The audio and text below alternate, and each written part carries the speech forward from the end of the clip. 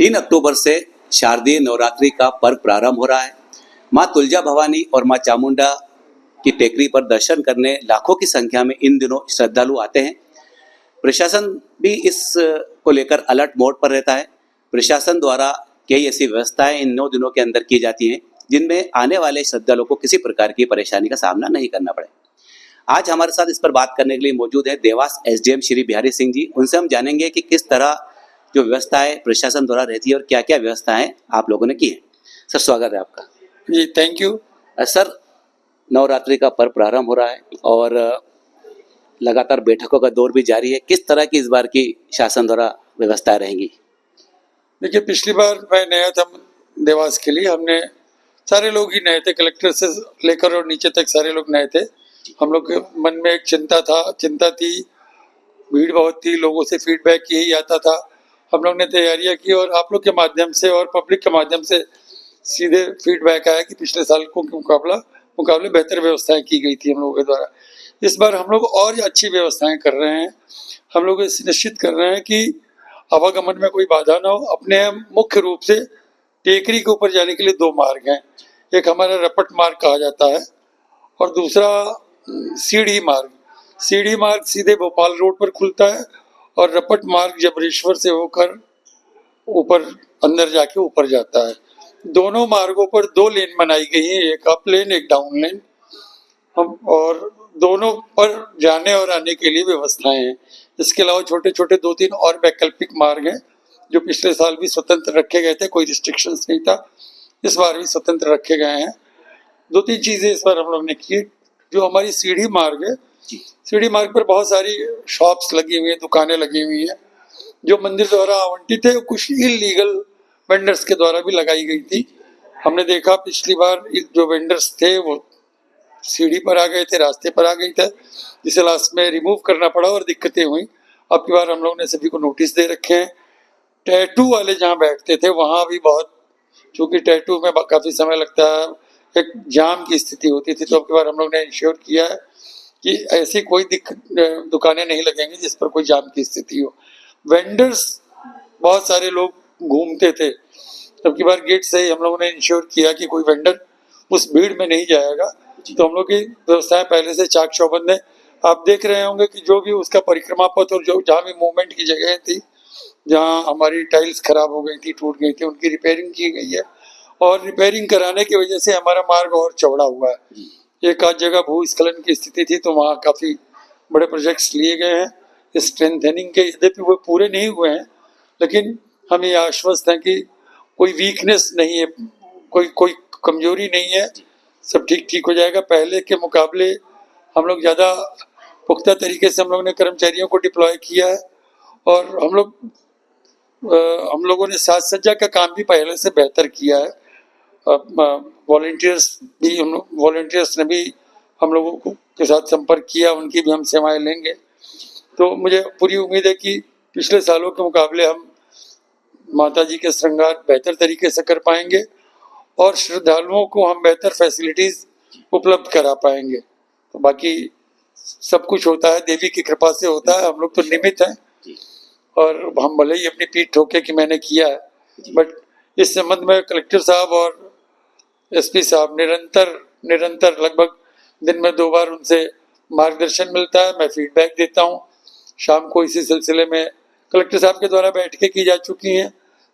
आज इसी सिलसिले में डीआईजी साहब भी निरीक्षण करने आ रहे हैं। फिर रात को मैंने कलेक्टर साहब से रिक्वेस्ट किया कि उनके साथ भी एक सिंहावलोकन हो जाए, क्योंकि अभी तक सामान्यतः हम लोग दिन में जाते हैं जी।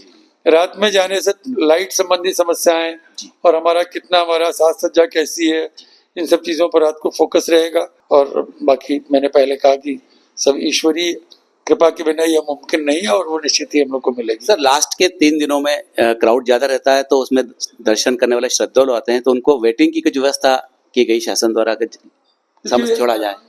जो पिछली बार का अनुभव रहा उसको 4 दिन मैंने आइडेंटिफाई किया है। 5 तारीख और 6 तारीख। 5 तारीख को वीकेंड है, सैटरडे है और 6 तारीख को संडे है जी। तो जो पिछला अनुभव था, सैटरडे और संडे को बाहर के दर्शनार्थी बहुत भारी तादाद में आते हैं और सामान्यतः शाम को 6 बजे के बाद से लेके और पूरी रात सुबह 6, 7, 8 बजे तक रहते हैं। और इसी तरह सप्तमी और अष्टमी यानी 10 तारीख और 11 तारीख को भी पिछली बार भी दर्शनार्थियों की भीड़ काफी थी, विशेष तौर पर से सप्तमी को। इस बार भी अपन वैसी उम्मीद कर रहे हैं और मैं तो इसके लिए आतुर हूँ कि सभी 9 दिन में हमारे यहाँ श्रद्धालु आए और मैं उनका स्वागत करूंगा, उनको फैसिलिटेट करूंगा। माता जी के दरबार सजा रहेगा।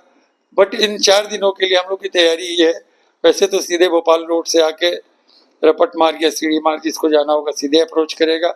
बट इन 2 दिनों के लिए हम लोग भीड़ को डाइवर्ट करेंगे स्टेशन रोड होते हुए गजरा गेर चौराहा और गजरा गेर चौराहे से पुलिस लाइन ले जाकर वहां से फिर यू टर्न लेकर फिर दोबारा हम लाएंगे। ये मोटे तौर पर 1-1.5-2 किलोमीटर का उन्हें राउंड अप लेंगे। तो पिछले बार भी इसका हम लोगों ने सफल प्रयोग किया था, इस बार भी उसी पर हम लोग कायम हैं और उसी दृष्टिकोण से हमारी तैयारियां चल रही हैं। तो उसमें हम लोग सर, जैसे आप देव संस्थान समिति के सचिव भी हैं और पूरी मॉनिटरिंग करते रहे नवरात्रि के अलावा, तो क्या ऐसी चीजें आपने वहाँ की हैं कि आने वाले श्रद्धालुओं को समस्या नहीं हो, और साल भर क्या काम किए? देखिए, एक तो एक डिमांड थी और महती आवश्यकता थी, विशेष तौर से महिला श्रद्धालुओं की और बच्चों की।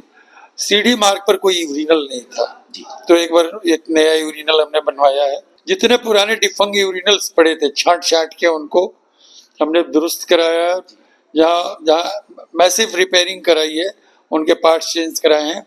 और अब की बार सारे शौचालयों पर जहाँ जितने प्रसाधन हैं वहाँ पर राउंड द क्लॉक हमारे आदमी तैनात रहेंगे।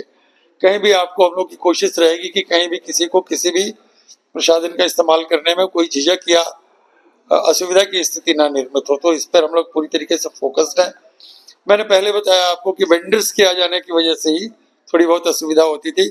इस बार 100% हम लोग इंश्योर करेंगे कि एक भी वेंडर पूरे इस 9 दिन में टेकरी के ऊपर नहीं दिखेगा। सामान्यतः आप देखेंगे कि पापड़ वाले बहुत दिखते हैं, मुझे लगता है कि मोर देन 50 पापड़ वाले रहते हैं, कुछ और बेचने वाले रहते हैं। तो गंदगी भी बहुत होती है और सामान्य रूप से असुविधा होती है। पिछले साल थोड़ा सा अवैध पार्किंग को लेके भी आवाज उठी सोशल मीडिया पे, तो उसको लेके क्या आपने लास्ट क्वेश्चन? वो देखिए, हम तो अब कोई अपने घर में कर रहा है तो वहां तक मेरी अप्रोच मुमकिन नहीं है जी। लेकिन जहां मुझे शिकायतें मिलती है, अब आपने अपने बाउंड्री पर खड़ा कर लिया, आने वालों को सुविधा मिल गई, आपने कर लिया, उससे मेरा कोई सरोकार रहता नहीं। बट गवर्नमेंट प्लेसेस पर आप पैसा लेके पार्किंग करेंगे, हम बर्दाश्त नहीं करेंगे।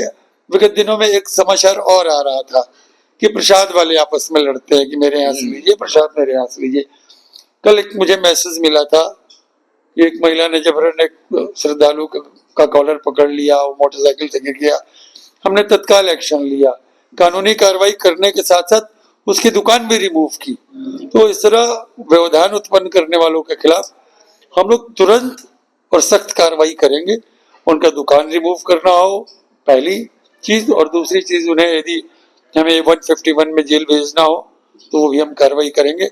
हम लोग व्यवस्था बनाए रखने के लिए कृत संकल्पित हैं और जिनके संबंध में आप चर्चा कर रहे हैं उनसे आपके माध्यम से मैं आग्रह भी करूंगा कि बहुत बड़ा अवसर है देवास के लिए और हम सब बहुत सौभाग्यशाली हैं।